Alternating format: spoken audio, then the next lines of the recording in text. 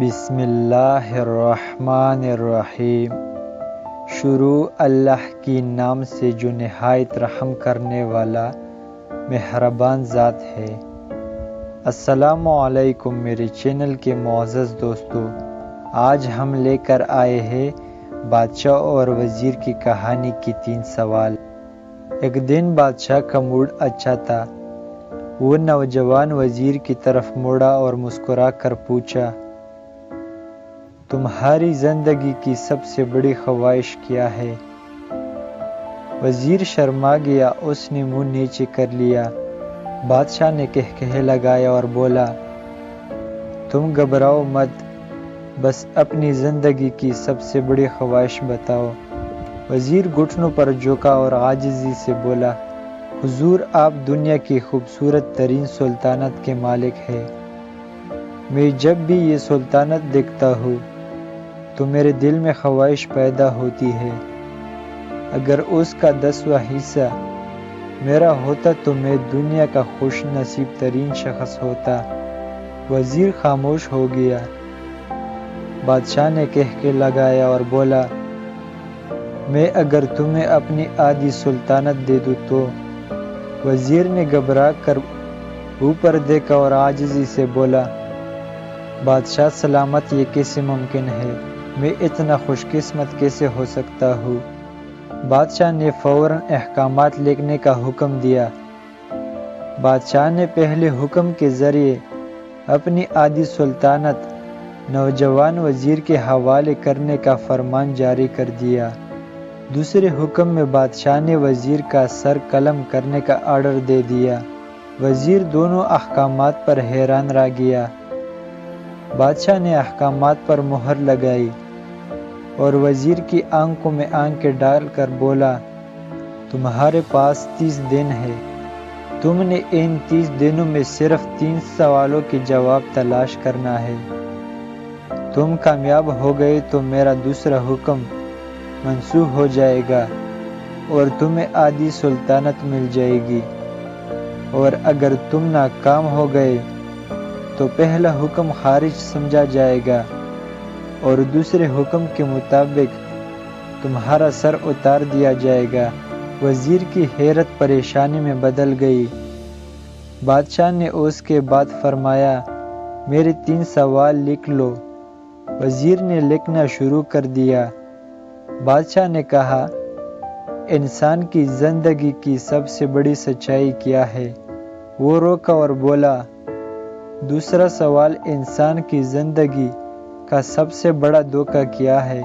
وہ روکا اور بولا، تیسرا سوال، انسان کی زندگی کی سب سے بڑی کمزوری کیا ہے؟ بادشاہ نے اس کے بعد نکارے پر چوٹ لگوائی اور بآواز بلند فرمایا، تمہارا وقت شروع ہوتا ہے اب۔ وزیر نے دونوں پروانے اٹھائے اور دربار سے دوڑ لگا دی۔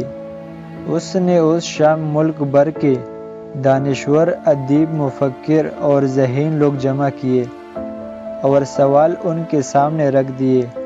ملک بھر کے دانشور ساری رات بحث کرتے رہے، لیکن وزیر نے دوسرے دن دانشور بڑھا دیے، لیکن نتیجہ وہی نکلا۔ وہ آنے والے دنوں میں لوگ بڑھاتا رہا مگر اسے کوئی تسلی بخش جواب نہ مل سکا، یہاں تک کہ وہ مایوس ہو کر دارالحکومت سے باہر نکل گیا۔ وہ سوال اٹھا کر پورے ملک میں پھیرا مگر اس سے کوئی تسلی بخش جواب نہ مل سکا۔ وہ مارا مارا پھرتا رہا، شہر شہر، گاؤں گاؤں کی خاک چانتا رہا۔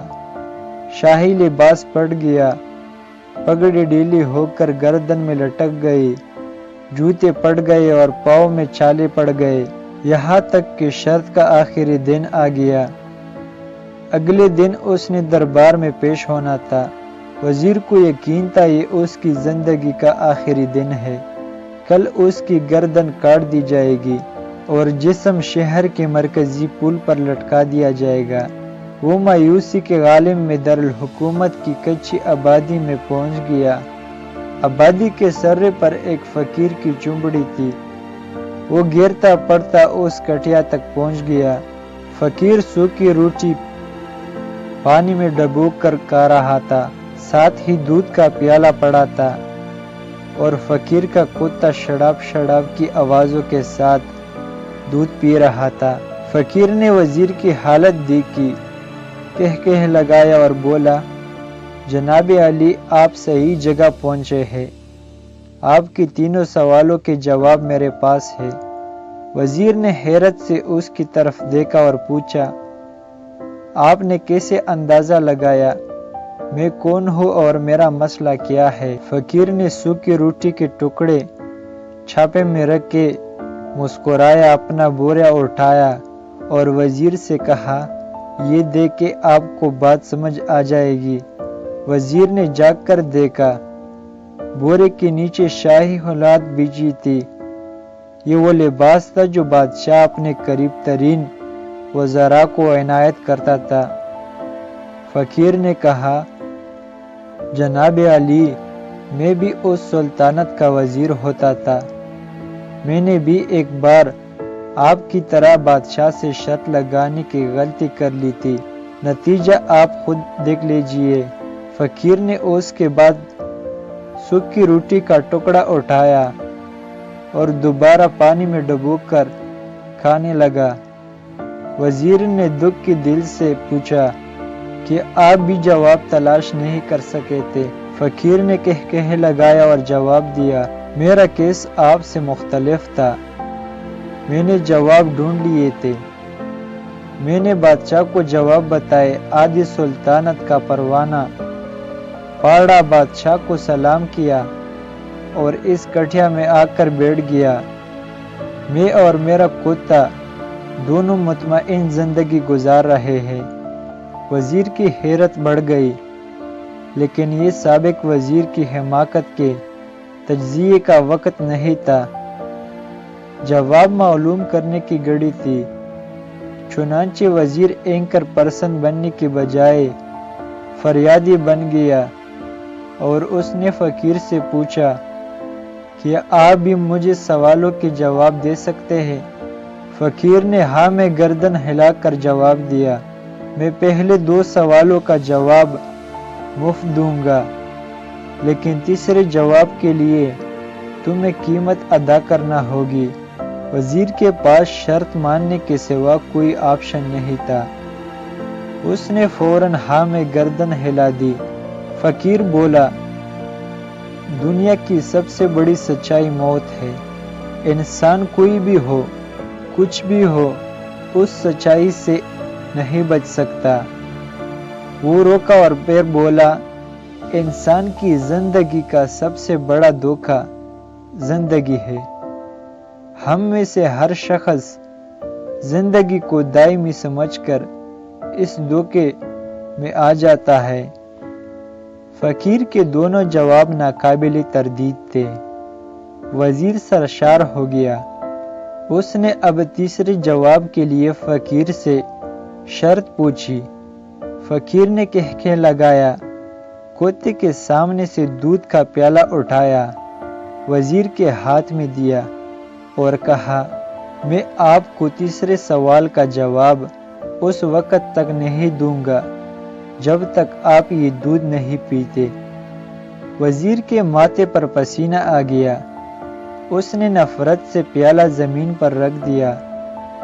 وہ کسی قیمت پر کتے کا جھوٹا دودھ نہیں پینا چاہتا تھا۔ فقیر نے کندھے اچکائے اور کہا، تمہارے پاس اب 2 راستے ہیں، تم انکار کر دو اور شاہی جلاد کل تمہارا سر اتار دے، یا پھر تم یہ دودھ کا پیالہ پی جاؤ اور تمہاری جان بھی بچ جائے اور تم آدھی سلطنت کے مالک بھی بن جاؤ گے، فیصلہ بہرحال تم نے کرنا ہے۔ وزیر محمسے میں پھنس گیا، ایک طرف زندگی اور آدھی سلطنت تھی اور دوسری طرف کتے کا جھوٹا دودھ تھا۔ وہ سوچتا رہا یہاں تک کہ جان اور مال جیت گیا اور سیلف ریسپیکٹ ہار گئی۔ وزیر نے پیالہ اٹھایا اور ایک ہی سانس میں دودھ پی گیا۔ فقیر نے کہکہے لگایا اور بولا، میرے بچے، انسان کی سب سے بڑی کمزوری غرض ہوتی ہے، یہ اسے کتے کا جھوٹا دودھ تک پینے پر مجبور کر دیتی ہے، اور یہ وہ سچ ہے جس نے مجھے سلطنت کا پروانہ پاڑ کر اس کٹیا میں بیٹھنے پر مجبور کر دیا تھا۔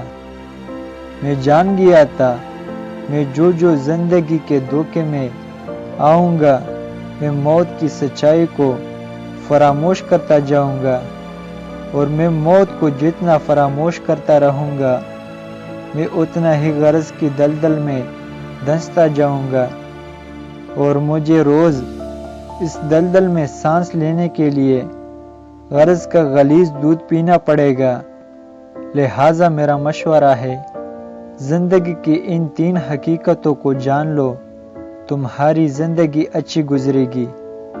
وزیر خجالت، شرمندگی اور خود ترسی کا تحفہ لے کر فقیر کی کٹیا سے نکلا اور محل کی طرف چل پڑا۔